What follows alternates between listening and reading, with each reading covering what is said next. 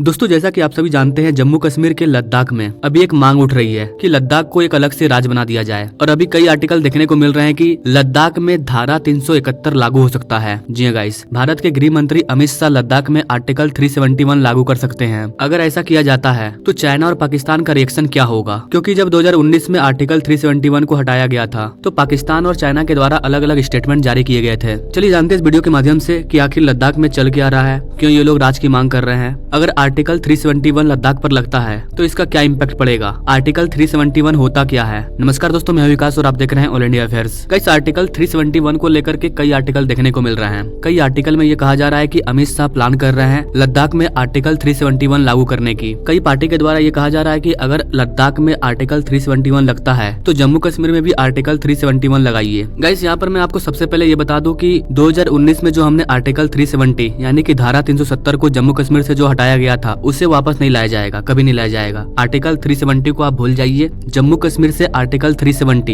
ये अब इतिहास के पन्नों में कहीं खो गया है और उसी इतिहास को पढ़ करके अब आर्टिकल 370 पर मूवी भी आने वाली है, जिन्हें आप रामायण में राम के रूप में देखते थे। वो आर्टिकल 370 में पीएम मोदी का रोल करने वाले हैं। ऐसा कुछ है, उधर नहीं जाएंगे हम। नाउ यहाँ पर आर्टिकल 370 की चर्चा नहीं हो रही है, आर्टिकल 371 की चर्चा हो रही है। और गाइस आपको बता दें कि अपने भारत के कई राज्यों में आर्टिकल 371 पहले से लागू है। फॉर एग्जाम्पल, अपने फोन स्क्रीन पर आप ये लिस्ट देख पा रहे होंगे। कई राज्यों में आर्टिकल 371 लागू है। नागालैंड के कुछ हिस्सों में आर्टिकल 371 लागू है। असम के कुछ हिस्सों में आर्टिकल 371 लागू है। महाराष्ट्र के कुछ रीजन में आर्टिकल 370 लागू है। गुजरात के कुछ एरिया में भी आर्टिकल 371 लागू है। गोवा में भी आर्टिकल 370 लागू है। मिजोरम हो गया, सिक्किम हो गया, आंध्र प्रदेश हो गया, कर्नाटक हो गया, अरुणाचल प्रदेश हो गया। इन सब राज्यों में कुछ कुछ जगह पर आर्टिकल 371 लागू है। अब सवाल आता है कि आर्टिकल 371 होता क्या है, आर्टिकल 371 कहता क्या है? गाइस आर्टिकल 371 बेसिकली इसलिए बनाया गया था ताकि भारत के कुछ यूनियन ट्रीटी में अगर वहाँ पर कुछ स्पेशल चीज को ऐड करना है,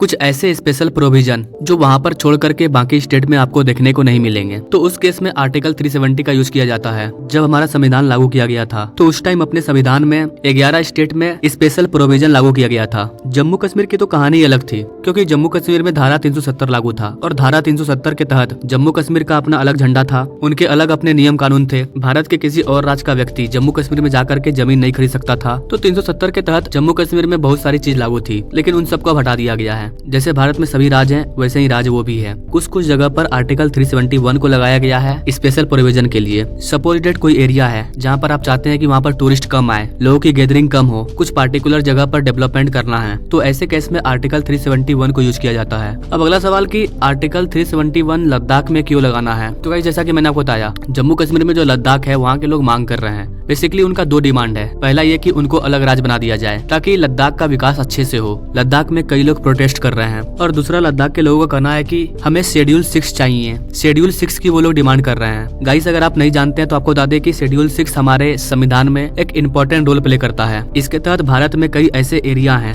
जिनको पड़ोसी देश से खतरा है, तो उनको हम एक स्पेशल सिक्योरिटी प्रदान करते हैं और वहाँ पर जो भी डेवलपमेंट करना है उसके लिए सरकार उनको सिर्फ पैसा दे देती है, वो लोग खुद से डेवलप करते हैं। और यहीं पर मेन पॉइंट है, अपने से करती है सरकार। वहाँ पर ज्यादा इंटरफेरेंस नहीं कर सकती है, जो कि नहीं होना चाहिए। लद्दाख में आप अपने से कुछ भी कर रहे हो, आप में से कौन से लोगों के मन में क्या है कौन जानता है। कल को आप अपने से कोई डिसीजन लेते हो, खुद से कुछ डेवलप कर लेते हो जिससे चाइना या पाकिस्तान को मदद मिले, तो वो भारत को दिक्कत कर सकती है। क्योंकि जरूरी नहीं है कि लद्दाख में पूरे लोग देशभक्त हो, कुछ लोग ऐसे होंगे जो पाकिस्तान या चाइना को भी सपोर्ट करते होंगे, भले आपको मुंह पर ना बोले। तो ऐसे केस में सरकार बिना सोचे समझे ना लद्दाख को अलग राज्य बनाना चाहती है और ना ही उनकी शेड्यूल 6 की डिमांड को पूरा करना चाहती है। और फाइनली ये चीज सामने आ रहा है कि वहाँ पर आर्टिकल 371 को लगाया जा सकता है, जिसके तहत उन्हें स्पेशल छूट मिलेगी, स्पेशल तरीके से उनका डेवलप किया जाएगा, लेकिन मनमानी नहीं चलेगी। क्योंकि जम्मू कश्मीर में क्या होता था, वहाँ पर लोगों की मनमानी चलती थी, तो पत्थरबाजी होता था, पाकिस्तान जिंदाबाद की नारा लगते थे। वैसा अब सरकार होने नहीं देगी। वो लोग प्रोटेस्ट कर रहे हैं, सही बात है, उनको आजादी है प्रोटेस्ट करने की। सरकार उनकी मांग को सुन रही है, चीजों को समझ रही है। जो देश हित में होगा वो सरकार करेगी। क्योंकि लद्दाख बहुत ही सेंसिटिव एरिया है। एक तरफ से चाइना कब्जा करना चाहता है और दूसरी तरफ से पाकिस्तान। अगर एक चूक हुई पूरा का पूरा लद्दाख गया हाथ से, जैसे कि पोक में हुआ है। पाकिस्तान ऑक्युपाइड कश्मीर, पाकिस्तानियों ने भारत के कश्मीर के हिस्से को ऑक्युपाइड कर लिया है, कब्जा कर लिया है। तो अब भारत सरकार ऐसा नहीं करना चाहती। जो गलती इतिहास में हुए हैं भारत सरकार अब उसको कभी नहीं दोहराएगी। जो चला गया सो चला गया, बट जो भी है उसको बचा करके रखना है। अगर लद्दाख में आर्टिकल 371 लागू भी होता है तो उसमें उन लोगों को उतनी छूट नहीं मिलेगी कि वो खुद से सब कुछ करे।